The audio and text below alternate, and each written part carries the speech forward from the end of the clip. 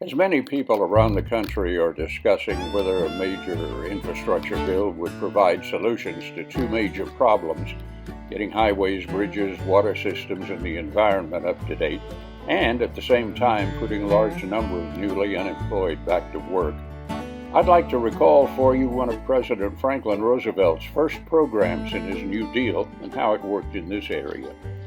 Our story really begins back in the 1920s when Knoxville business leader David Chapman, for whom Chapman Highway and Mount Chapman have been named, and a lot of other people were concerned about the logging industry destroying the Smokies.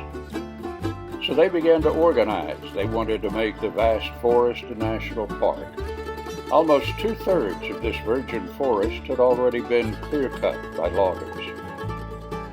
Education and fundraising for the park began in earnest during the Great Depression, and as land was required by 1934, the Great Smoky Mountains National Park was established, although many of the logging companies had already shut down. And that was a double whammy for the folks who lived in Sevier and other nearby counties, because they had earned a great amount of their money from those logging companies. Now, there were fewer logging jobs available, and many of them couldn't earn a living. From sawyers to grocers to bankers, the suffering was great. The Energy Conservation Work Program, better known as the Civilian Conservation Corps, was proposed by President Roosevelt at the end of March 1933, and it passed Congress by a voice vote that same day. So by April 5th, the President had tapped Robert Fechner of Chattanooga to head the Civilian Conservation Corps. Fechner had been instrumental in developing several state and national parks. Although he had only an elementary school education, he had risen to become the vice president of the International Association of Machinists. The Civilian Conservation Corps provided single young men between 17 and 28 with shelter, clothing, food, and wage. Pay was $30 a month. That's just under $600 in today's money, of which the worker kept $5 and the government sent $25 back to his family. At first, the young men lived in temporary tents, but as the program became more successful and it appeared that it would be around for a while, those tents soon became wooden barracks with dining halls and education centers. Improving literacy and training were a big part of the CCC. Only 1/3 of the labor force had less than 8 years of schooling, and only 11% had high school diplomas. The first of 4 Sevier County CCC camps was opened in the Greenbrier Valley, near where the Rhododendron Creek flows into the Middle Fork of the Little Pigeon River. It was fittingly named for David Chapman. Another camp was at Elkmont, and there were 2 in the Sugarlands area. Yes, that dude is really wrestling a playful wild bear.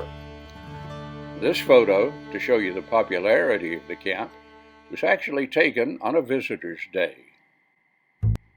Later, the CCCs were opened to include veterans of World War I. These older men brought experience and know-how that the younger single men could learn from. These young men built or improved some 150 trails throughout the mountains. They carved out roads, built fire towers and the accommodations at their base.